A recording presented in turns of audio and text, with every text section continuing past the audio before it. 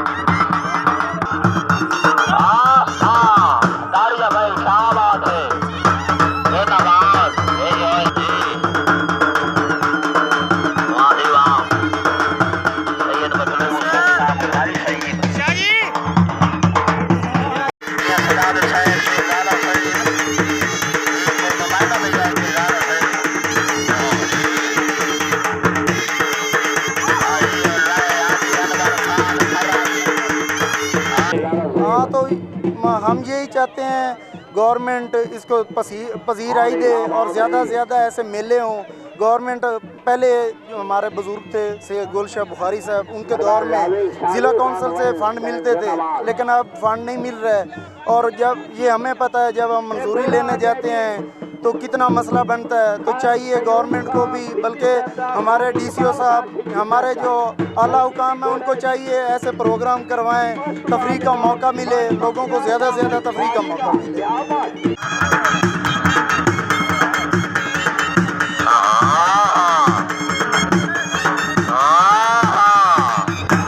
जिंदाबाद।